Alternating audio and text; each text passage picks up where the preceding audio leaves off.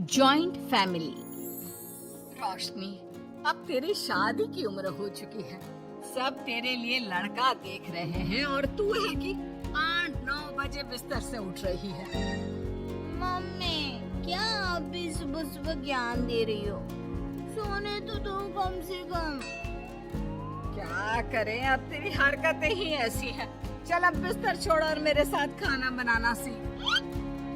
नहीं, मैं नहीं बना रही खाना वाना। आप प्लीज जाइए ना यहाँ से। रोशनी की बातों से निराश होकर निशा वहाँ से चली जाती है। निशा, तुम रोशनी को घर का कामकाज क्यों नहीं सिखाती? अगर यही हाल रहा फिर तो 2 दिन में उसके ससुराल वाले उसे यहाँ छोड़कर चल देंगे। मैं तो बहुत कोशिश करती हूँ उसे घर की जिम्मेदारियाँ सिखाने की, लेकिन वो मेरी सुने तब ना। आप तो जानते ही है ना कि वो कितनी जिद्दी है। हमें निशा के लिए एक ऐसा लड़का ढूंढना होगा जिसका भरा पूरा परिवार हो। सास ससुर से लेकर जेठ जेठानी देवर ननद सब हो। यहाँ ना सही, लेकिन शादी के बाद उसे वहाँ अपनी जिम्मेदारियों का एहसास जरूर होगा। कुछ दिनों के बाद रोशनी का परिवार उसके लिए लड़का देखना शुरू कर देता है और एक दिन चिराग नाम का लड़का रोशनी को देखने अपने परिवार के साथ उसके घर पहुंच जाता है।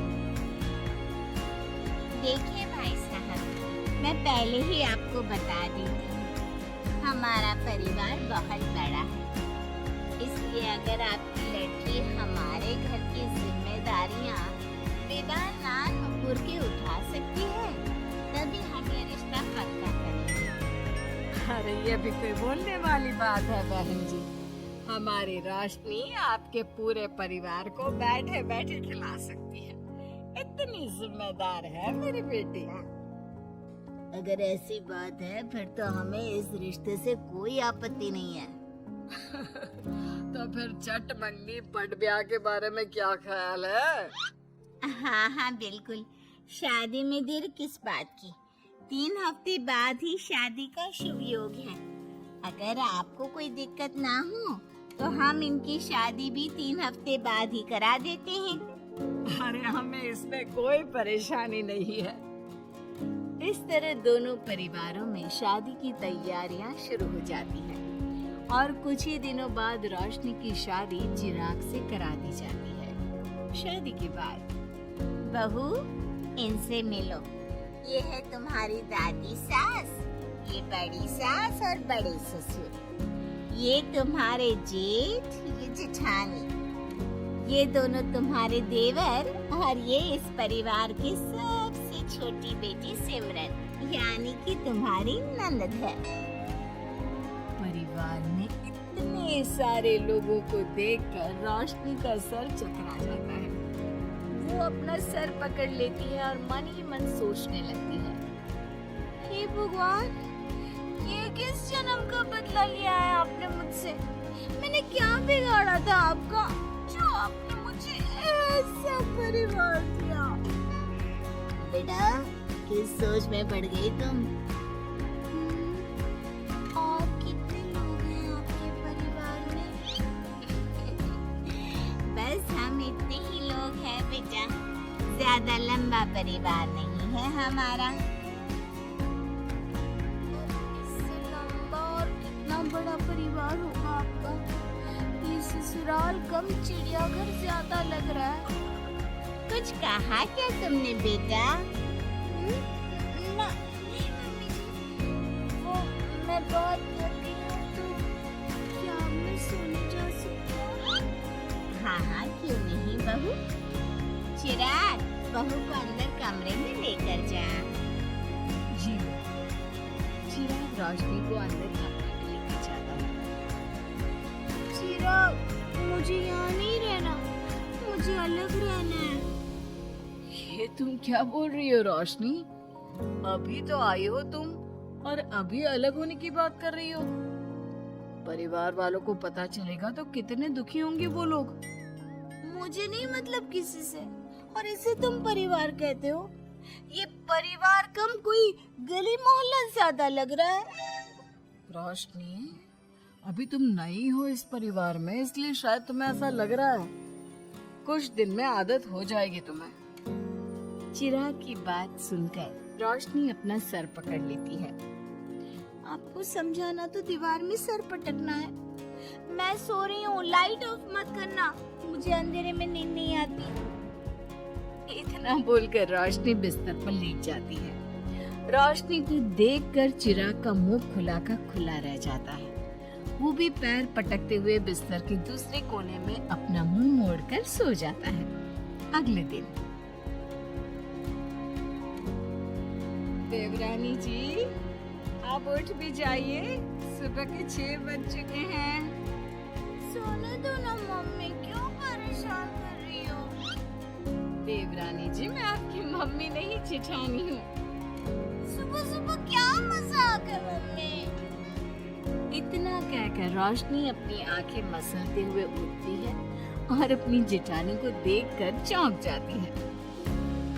दीदी, आप यहाँ? पिछले 1 घंटे से तुम्हें उठा रही हूँ, लेकिन तुम हो कि अब उठ रही हो? लेकिन अभी तो सिर्फ 6 बज रहे हैं। आपने मुझे उठाया क्यों? वो इसलिए क्योंकि आज तुम्हारे इस घर में पहली रसोई है, तो खाना आज तुम्हें ही बनाना होगा ना? क्या? मुझे पूरे मोहल्ले के लिए खाना बनाना पड़ेगा? नहीं रोशनी, तुम्हें पूरे मोहल्ले के लिए नहीं, सिर्फ परिवार के लोगों के लिए ही खाना बनाना है। आपका परिवार किसी मोहल्ले से कम है? कुछ कहा क्या तुमने? हाँ, नहीं दीदी, आप चलिए, मैं अभी फ्रेश होकर आती हूँ। आरती वहाँ से चली जाती है, जिसकी थोड़ी देर बाद रोशनी भी रसोई में जाकर मजबूरी में सबके लिए खाना बनाने लगती है। पूरे 2 घंटे मेहनत करने के बाद उसका खाना बनकर तैयार होता है। वाह बहू, खाना तो बड़ा स्वाद बना है। सच में बहू, तुमने भले ही बहुत देर लगाई खाना बनाने में, लेकिन खाना बहुत स्वादिष्ट बना है। आपके हाथों में तो जादू है देवरानी जी। मैं तो कहती हूँ अब से रोज आप ही खाना बनाया कीजिए। क्यों मम्मी जी? हाँ हाँ बेटा, बिल्कुल ठीक कहा तुमने। रोशनी, आज से रोज तुम ही खाना बनाना। ये सुनकर रोशनी चौंक जाती है। खाना खाने के बाद सभी लोग रोशनी को शगुन का नेक देते हैं और फिर अपने अपने रूम में चले जाते हैं। क्या यार रोशनी, इतना टेस्टी खाना बनाना जरूरी था क्या? अब फंस गई ना तू। ये सब माँ पापा की वजह से हो रहा है, उनके कारण मुझे ये सब झेलना पड़ रहा है। रोशनी गुस्से में अपने रूम में जाती है और अपनी माँ को फोन मिलाती है। मम्मी, मैं आपको कभी माफ नहीं करूँगी। आपने जानबूझकर मुझे इतने बड़े परिवार में भेजा है, जहाँ मुझे सांस लेने की भी फुर्सत नहीं है। हमने ये सब इसलिए किया ताकि तू अपनी जिम्मेदारियाँ निभाना सीखे। अब मायके की तरह ससुराल में भी अपनी जिम्मेदारियों से मुंह मत मोड़ लेना। मुझे नहीं रहना माँ यहाँ। इस घर में जितने लोग हैं, उतने तो हमारे गली मोहल्ले में भी नहीं थे। माँ, मैं आपसे आपकी सारी बातें मानूंगी, पर प्लीज मुझे यहाँ से ले जाइए। बिल्कुल नहीं, अब से वही तेरा सब कुछ है। वहाँ से भागने की बजाय अपनी जिम्मेदारियाँ पूरी करना सीख, इससे हमें भी थोड़ी खुशी मिल जाएगी। माँ की बातों से निराश होकर रोशनी फोन काट देती है, जिसके बाद उसकी नजर नेक में मिले पैसों पर पड़ती है और वो फटाफट से बिस्तर पर बैठकर पैसे गिनना शुरू कर देती है। अरे वाह, ये तो पूरे 25,000 रुपए। किसी ने भी 5100 से कम का नेक नहीं दिया। चलो अच्छा है, कुछ तो फायदा हुआ इतने बड़े परिवार में शादी करने का। अब इन सब पैसों से मैं अकेले शॉपिंग करूंगी, बहुत मजा आएगा। शॉपिंग के बारे में सोच सोच कर ही रोशनी अपने बिस्तर पर कूदने लगती है। उसे बिस्तर पर कूदता देख सभी लोग चौंक जाते हैं। भाभी, आप ऐसे क्यों उछल रही हो? छोटी बच्ची हो क्या? अपनी ननद की बात सुनकर रोशनी का मुंह खुला का खुला रह जाता है। थोड़ी देर बाद रोशनी घर में बिना बताए शॉपिंग के लिए निकल जाती है और शगुन में मिले पूरे पैसों को शॉपिंग में उड़ा देती है। शाम में देवरानी जी, कहाँ गई थी आप? जानते हैं सब आपके लिए कितना परेशान हो गए थे। कम से कम आपको बताकर तो जाना चाहिए था ना। सॉरी दीदी, मैं आप लोगों को बताना भूल गई। वैसे इतने सारे बैग किस चीज के हैं? तुम शॉपिंग करने गई थी क्या? हाँ दीदी, वो आज लेक में इतने सारे पैसे मिले थे ना, तो मैंने सोचा क्यों ना मैं उन पैसों की शॉपिंग ही कर लूं। अरे वाह, ये तो बहुत अच्छा सोचा तुमने। मम्मी, पापा, सिमरन, देवर जी, सब बाहर आइए।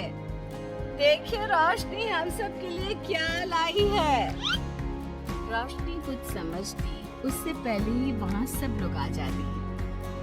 क्या हुआ आरती बहू, क्यों चिल्ला रही हो? अरे देखिए ना माँ, रोशनी हमारे लिए शॉपिंग करके आई है। वो देखिए, रोशनी हम सब के लिए कितने कपड़े लेकर आई है। आरती की बात सुनकर रोशनी के पैरों तले जमीन खिसक जाती है। उसके मुंह से एक शब्द तक नहीं निकलता। सच में भाभी, आप कितनी अच्छी हो। बेटा, हम सबके लिए तुझे खरीदारी करने की क्या जरूरत थी? अभी तेरी नई नई शादी हुई है, तुझे अपने लिए लेना चाहिए था ना। एक काम कर, ये सारे कपड़े तू ही रख ले, किसी को कुछ देने की जरूरत नहीं है। चलो, कोई तो समझदार है इस घर में। वाह भाभी, कितनी सुंदर ड्रेस है। ये शॉर्ट ड्रेस मुझे पता है आप मेरे लिए ही लाए होंगे, है ना?